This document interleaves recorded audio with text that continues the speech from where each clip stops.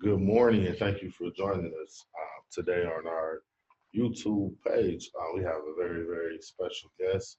But before we get into that, I just want to remind you guys of our mission and kind of give you some contact information. Our mission here at Goodwill is to improve the lives of people with disabilities or other disadvantages through employment training and job placement opportunities. If you hear any information today that you find interesting, or you have any resources that you want to share with us, please feel free to contact us at www.goodwillnwohio.com. You can reach us on our Facebook page at Goodwill Now or at JCCNWO. You can stop in at the Madison location or the DeVoe location, or you can give us a call at 419-255-0070, extension 3104, or feel free to email us at jcc@goodwillnwohio.org for any more information. So, yeah, just like I said earlier, we have a wonderful guest that's here to kind of share some information with us, to give us some tips. So before I get into the question part, I'll just kind of let him introduce himself. Okay. Thank you, Charles. My name is Rick Pers. I'm a financial coach at the ProMedica Financial Opportunity Center. Basically what we do is we help people work towards their financial goals.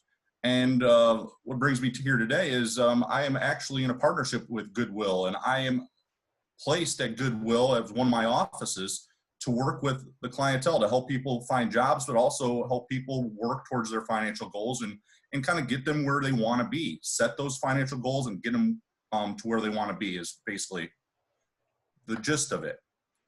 Okay, and so for the viewers, if this is your first time catching this, we have Rick on before, but Rick, you kind of answered some of the questions about what do you do, but so how do you do it? And before we even get into kind of how you do it, is there a specific population that you guys serve?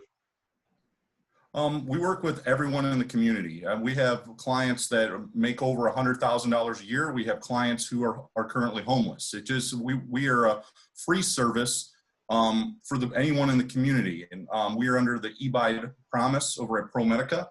And it's just basically helping people get to where they want to be. Educating, coaching, counseling. We wear a lot of different hats. And what we do is we work with anybody that's interested, and we're a free service because we allow a lot of donations, grants, and other things that come into play to help us help the community. So what exactly do you guys do? You say you help clients reach their financial goals, but kind of walk me through that process. We work with every client kind of where they're at, but for the most part, what we do is we start out as we gather information. We help a client build a budget. We pull their credit. We look at their assets and their liabilities, what they owe and what they own, types of things, and kind of do an overall financial assessment. And we look at exactly what they want to do as well, and take their goals and kind of create them through that. But basically, we kind of just take a look at what the client needs and what they need help with. A lot of times people don't have education in how to handle their money.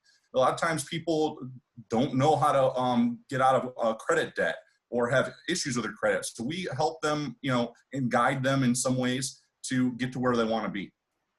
So when we're talking about some of those things that you're talking about, for the people that's chimed in, is listening, can you kind of dive in and give a little more detail on one, on how you create a budget, and two, how you release some debt? Give some examples of how you walk your clients through that process. For sure. Our focus when we help people create a budget is we ask them to have some knowledge of what their monthly net income is and what their monthly net expenses are. And that's basically after taxes and everything else, what do they get in their paycheck? And we take a look at that. And then we go through all the different categories, whether it be from rent, whether it be for car payments, groceries, etc. And we look at the ins and outs of that. And what we try to do is we're trying to focus and hope that our clients will get to a point where they spend less on their bills than what they make. So they have a little bit of a surplus afterwards. After they spend and they pay all their bills, they have a little bit of a surplus. So then we can look and use that surplus to move forward and to accomplish the things they want to accomplish, whether they want to save for a house, they want to buy a new car, they want to get out of debt, they want to pay some debts off. We look at all aspects and try to guide them through that. But our number one focus for budgeting is to try to open up more income. So one of the areas that we focus on, we do basically three different things for our clients. We help them with income supports and benefits, basically public support, things like SNAP benefits, utility assistance, Social Security, disability, things along those lines that maybe the client doesn't know that they qualify for. So we try to open up some income in regards to that. But then as we go into our financial aspect of things, we try to budget and we try to look at what they're spending their money on. And then for that point, try to help them and guide them to cut some expenses in certain areas, whether it be, like entertainment, or maybe we're spending a little bit too much money here at the grocery store or whatever. We help them and guide them towards a better avenue so they can open up that surplus and focus on their goals. What I normally focus on with people in particular is their basic needs and focusing and paying themselves first. In regards to that, we look at their food, their shelter, their transportation, and in connection with their shelter, their utilities. Those are the first things we try to guide them into paying. And then after that, we move into starting some sort of emergency fund.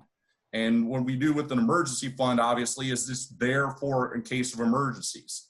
A lot of our clientele will come in and have issues with their money, or they can't pay their bills, they can't do this or that. And it's not necessarily that they're bad with their money. It's that something happened in their life, whether they blew a tire out and they have to buy a new tire. Well, if they don't have an emergency fund sitting there, $1,000, 3 to 6 months of expenses, depending on what their situation, they don't have an emergency fund sitting there, then they have to go pick and choose on what are they going to spend their money. So this month I'm supposed to be spending $500 on credit cards, but since I just blew my tire out, I got to put that $500 towards my tire, because if not, I don't get to work. And then it's a chain reaction. Now I owe this person, I owe that person, and they get into debt and they get in some serious trouble. What we try to do is we help them organize and kind of get back on track. And our big focus is that emergency fund. Right. And that's so important. I remember when we spoke before, you had a concept about the snowball effect. Yep, that's Snowball, yep. The snowball. So can you kind of go into a little bit of detail on how that works and how that helps alleviate some of that unnecessary debt that people incur?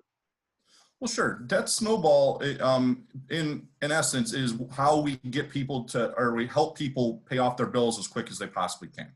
What we ask them to do is we ask them to basically list all of their debts that they have. And that could be big debts too, like car and house. But we list all their debts from the least amount that they owe. So let's say they owe a credit card, a $50 credit card or something along those lines, all the way to their house where they owe $100,000. Okay. And we list all these debts in order from least to greatest. And what we do then is we put every single debt below the least amount in a minimum payment. So basically, if I have a $100 credit card as my least amount, and I have a $100,000 house as my most amount, the least amount I'm going to focus on. I want to go and hammer down and double up and do as much I can to pay down that debt, the least amount. But every debt below that amount, we go straight into a minimum payment. For our houses, it's pretty easy. It's just your house payment. That's a minimum payment. But cars, the same way. But and a lot of times people will go, I get an extra $500 or something like that, or we have our stimulus package. We're going to go throw down on some sort of credit card. And a lot of times that doesn't get them very far. If you owe $5,000 on a credit card and you throw $1,200 on it because you're trying to pay it down, yeah, you're going to go down a little bit. But it's in essence, you still have a huge balance on there. And if you don't pay it after that portion, it's just going to build back up again. So what we do is we get those minimum payments down for those lower things, but we double up on that top payment. And after we double up on that top payment, we pay that top thing off, then we move on to the next one. So we keep all the money in our debt snowball plan, and we just move it down to the next lowest debt. So it might take you a year, it might take you 2 years to follow this plan. But in the grand scheme of things, when you pay all these other low debts off, and now you only have your car and your house left, well, you might have $1,000 pot in there now. Right. You've been gradually grabbing and putting all the money and moving down each debt. So now you're looking at your car and you owe $12,000 on it, but now you're throwing $1,000 payments every month, or $2,000 payments. So you're going to pay that car off a lot quicker as well, and then you move on to the house. But in essence, we try to, you go and you try to list those things, and it's a conscious effort to go after the lowest debt that you have, pay it off, and then move on to the next debt, but keep all that money there and kind of be disciplined to that point and move forward.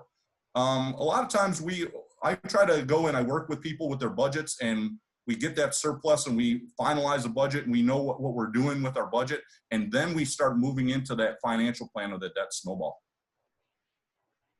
So can you just kind of just to give a brief spill about why is it important to get that credit score up for some of our younger listeners who kind of listening to this for the first time? Can you just kind of explain why credit is so important, like when it comes to buying homes, or when it comes to going to buy a car, or when it comes to the interest rate on credit cards? Why is it important to have a good credit score?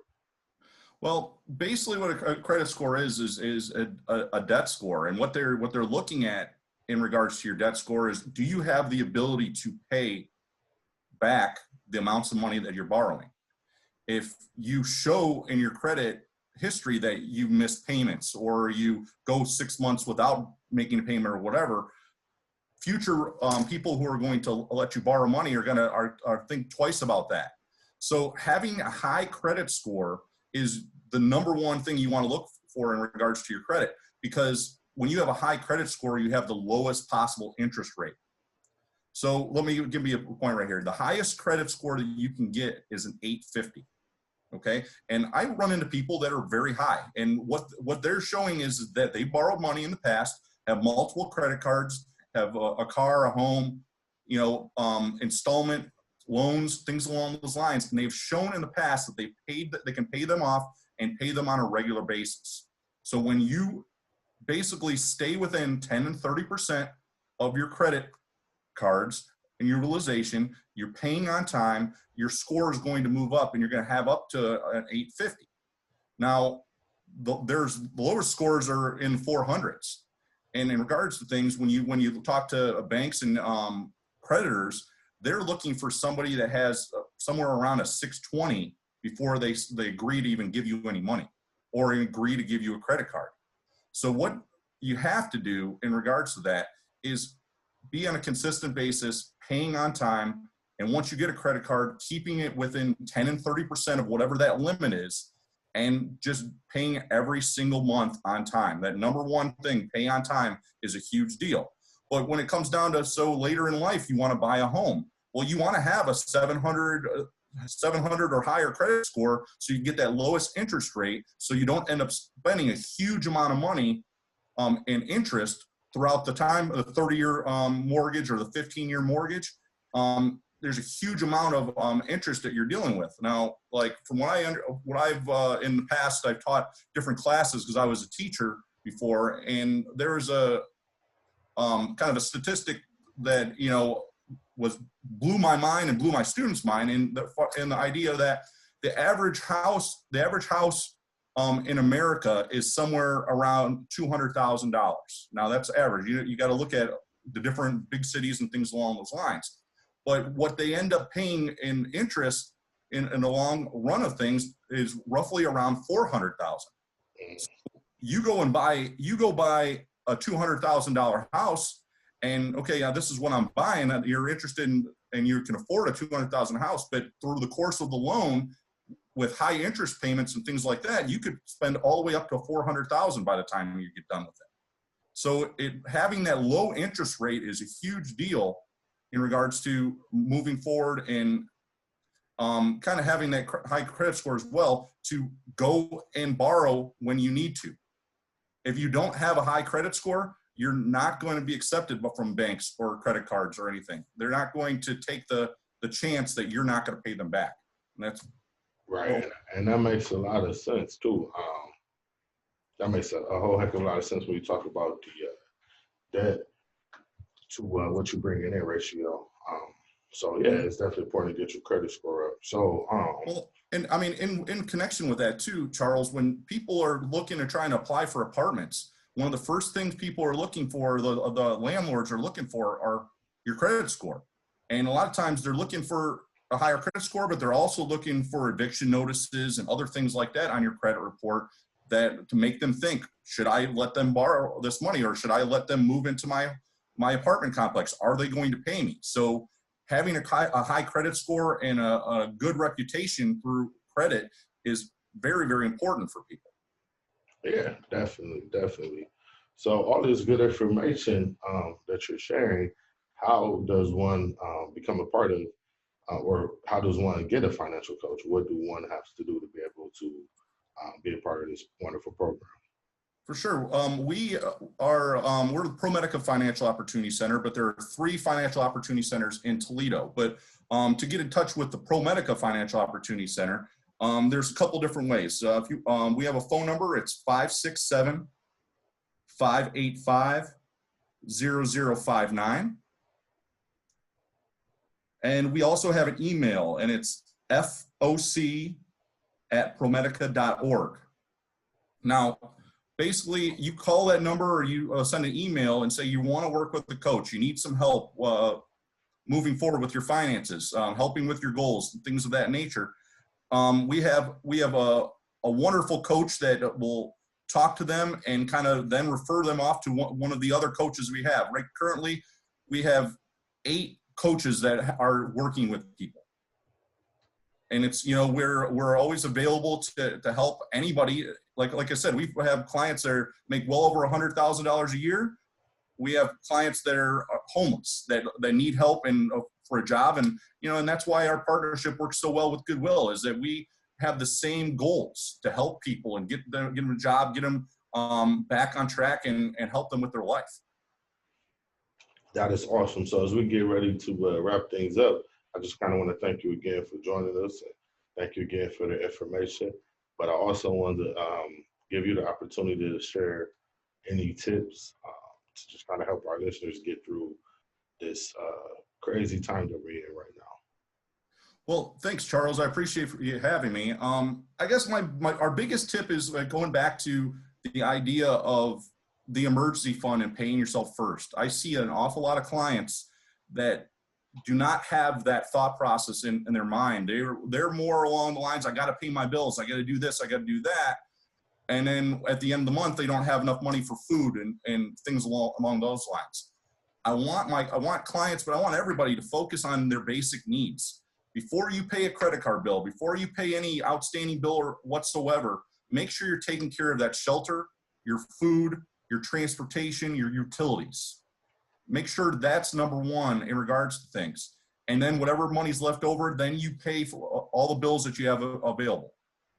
The other aspect of it is to start focusing on emergency fund. Like I said before, we see it all the time, is that if people aren't necessarily bad with their money, it's that something in life happens. Just a Murphy's Law, so to speak, comes and hurts them, and they don't have an emergency fund sitting there to help them out, whether it be their hot water heater goes, or they got to get a new roof, a leak in a roof or something. If you're not planning for these types of things, it's going to really hurt you. And then you're going to end up robbing Peter to pay Paul. I'm not paying my credit card bill this month because I got to do this, I got to do that. Start putting money aside, start saving things if you have the ability. And, right now you feel you don't have the ability, please come in and talk to a coach. We'll work with you and maybe think of different things or give you other options that you might not have thought about, and hopefully get you on the right track. Thank you again for those tips.